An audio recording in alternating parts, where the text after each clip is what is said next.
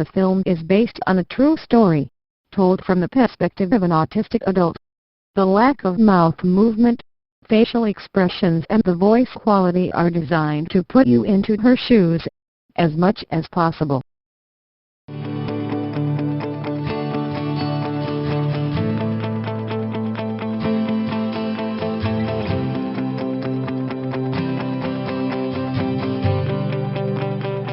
Can I have a gingerbread man, please? Anything else you require, madam? No, thank you. Hello, madam. That will be £3.18, please. Do you require cash back, madam? No, thank you. Can you enter your PIN now? Sorry, the till is asking for a signature. Thank you. My card is a chip and signature card. We don't get many of them these days. I have learning disabilities. I'm not allowed to have a PIN card. Do you want a charity token, madam? Yes, please. Have a nice day, madam.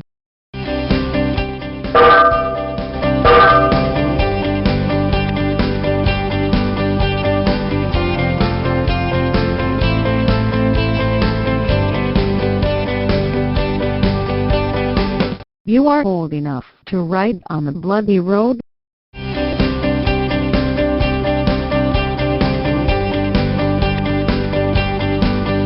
Why weren't you riding your bloody bike on the road?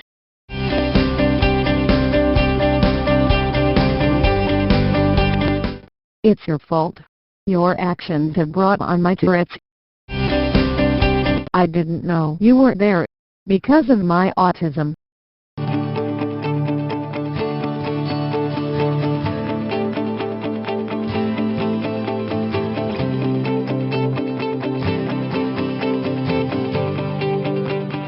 Can I have a single to Yellowford, please?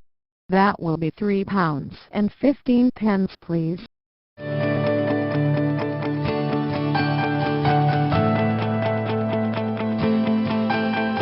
How are you feeling today?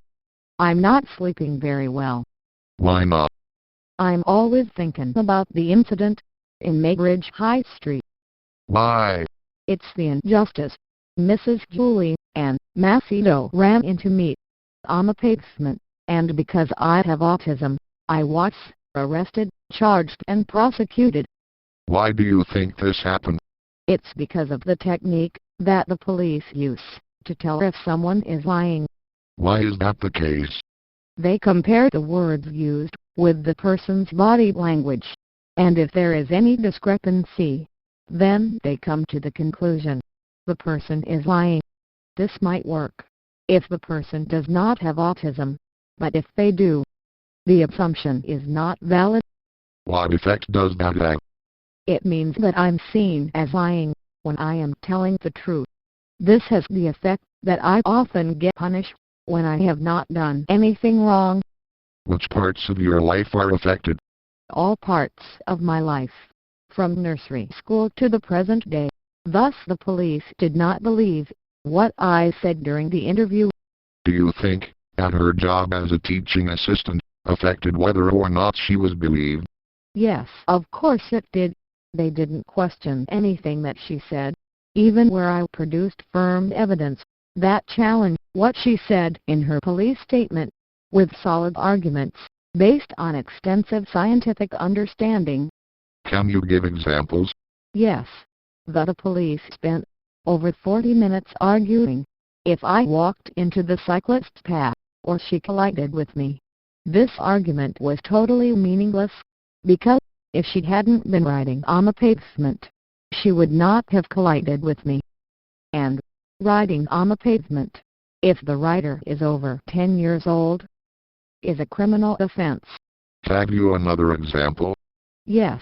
The police argued that when I kicked the wheel I damaged it. They insisted that I was wearing steel-toe-capped safety boots. This was not the case, and the police had no evidence to back up their claim. But even if they had been correct, no damage could have occurred. My assertion was based on extensive knowledge of Newton's laws of motion. momentum and equally extensive knowledge of material science. How else did she affect the decision to prosecute? In my opinion, she lied. These included the assertion that she knew nothing about Tourette's, when she would have received training about Tourette's as part of her job.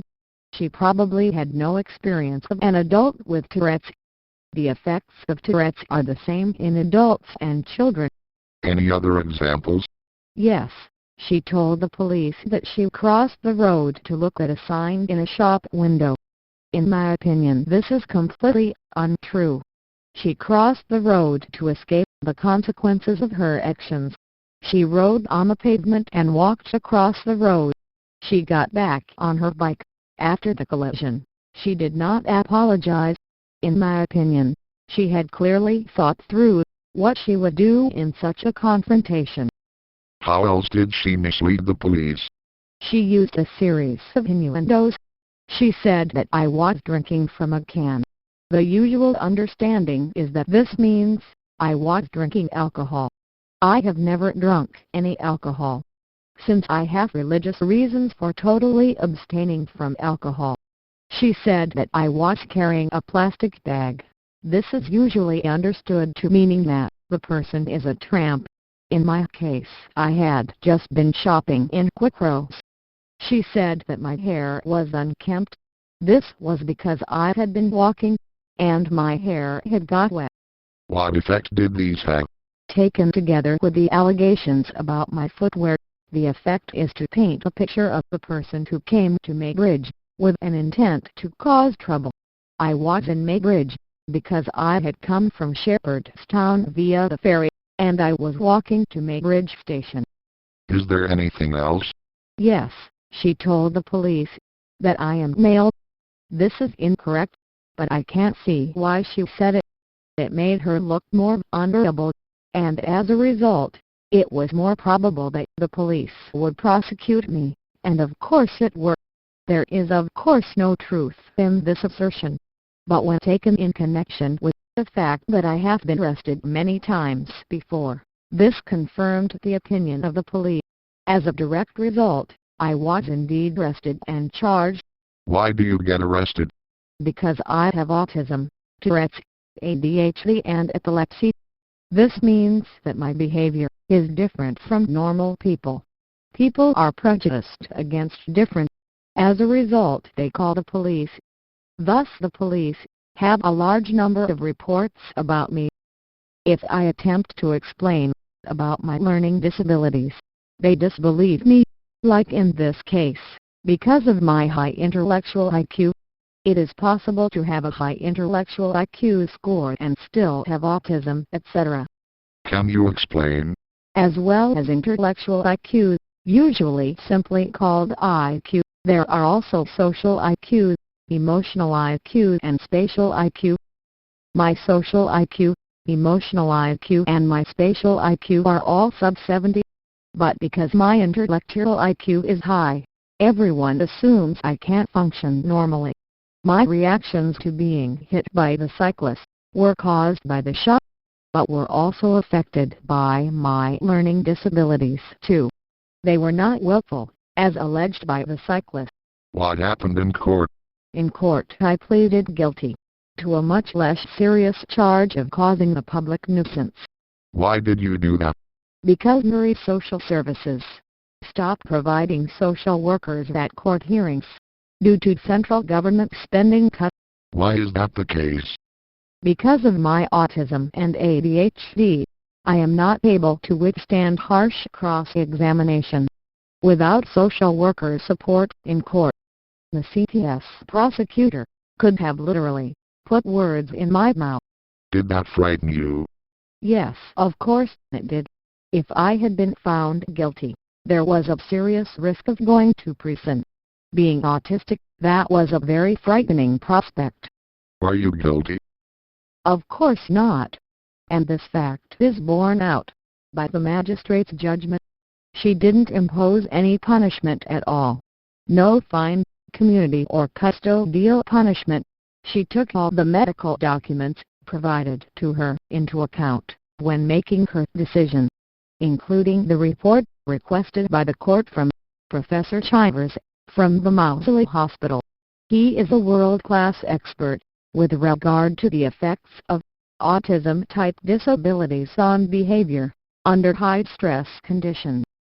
Are you feeling more relaxed now? Yes, I now feel less stressed. Now I have talked about my feelings. See you in a fortnight's time. Yes. In the court case, the police and the CPS considered me as the perpetrator, and Mrs. Julianne Macedo as the victim.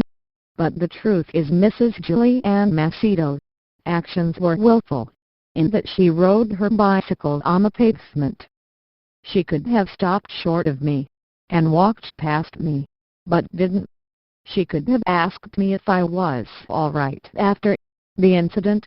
That would have defused the situation, but she didn't.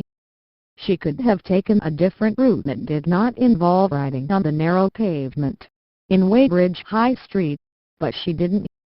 She could have ridden her bicycle on the road along Weybridge High Street, but she didn't. She was reckless in her actions that day. Yet she was not called to account for her actions. As a result, I feel totally let down by the police and the criminal justice system. I feel that I was treated as a second-class citizen because I have learning disabilities. I have totally lost confidence in them. As a result of the fall, the effects of my arthritis have become more pronounced, and I am now unable to get up following a fall without the assistance of a walking stick. I now carry one for the purpose at all times. I have been having severe flashbacks on a regular basis of the fall. Even when sitting in a chair or in bed, I experience visual pictures I experienced walking down Weybridge High Street on 6 May 2010. I also experience the full physical feelings, including the sensation of falling.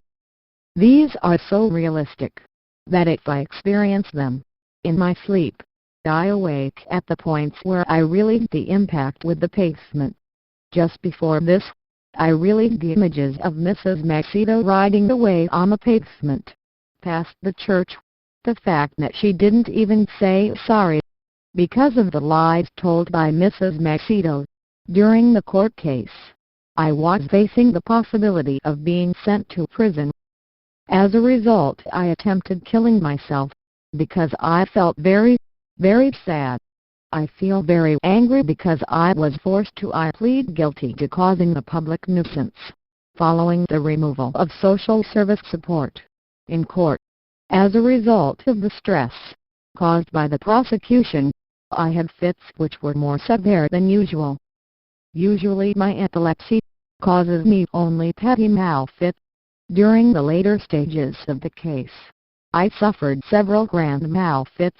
As a result, on one occasion, I came round on the floor on the side of a major trunk road. I still feel a great sense of anger about how Mrs. Macedo's use of the respectability of her job as a protective screen. This had the effect of causing the police to believe her.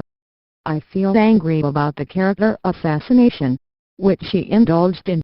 As a result of Mrs. Macedo's actions and the prosecution, I am still having serious problems with low mood on a daily basis.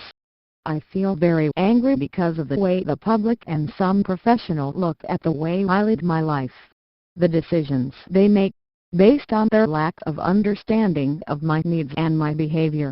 This often means that I suffer regular abuse. I have genuine disabilities, which cause my behavior to be different from adults without learning disabilities. I feel that Mrs. Macedo should have been more understanding. I did my best at all times to minimize these problems, and this lack of understanding makes me feel very bitter. As a result, I tried in Weybridge High Street tell Mrs. Macedo specifically about my Tourette's, which included the words, "It's your fault. Your actions have brought on my Tourette's. I am angry like other people with autism, both adults and children. that our lives are blighted by the attitudes and the abuse we suffer on a daily basis. Despite my anger, I have no intention on harming Mrs. Macedo in any way.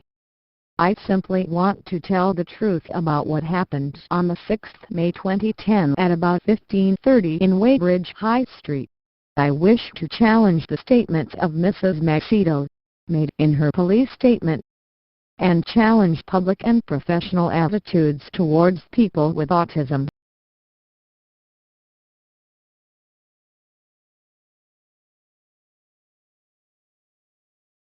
In this film I have had 5 aims in mind.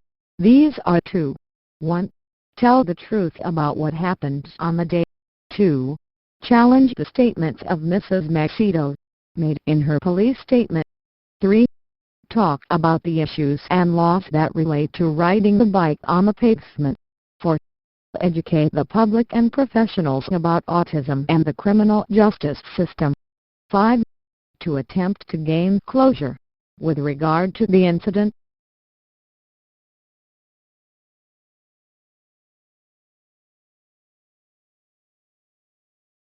The fact that Mrs. Julie Ann Macedo admitted to the police riding her bicycle on the pavement, and that she apologized, through the Crown Prosecutor in court, to me, Diane Keevy, and the court, means that she now has a criminal record.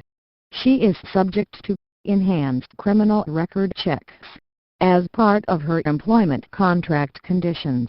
Failure to inform her employers within 14 days of her conviction is a separate criminal offense, which may result in dismissal from her employment.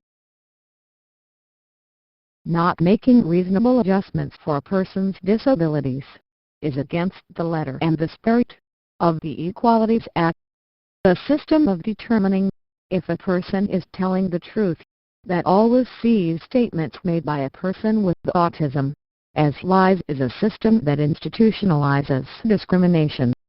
Any police investigation that does not ask rigorous and searching questions of the perceived victim does not give the CPS the information they require to make an informed decision on possible prosecution. By the police not recording the victim's statement prevents the defense access to vital evidence required for a fair and full defense, thus making such a trial an affront to decency and a serious breach of the Human Rights Act. Making these changes would make the police interview process more transparent, and also making the police complaint handling and IPCC processes quicker and simpler and thus more cost-effective. Finally, and not least, these changes would reduce the number of false and misleading allegations, because people would think twice if the possibility of detection was much greater.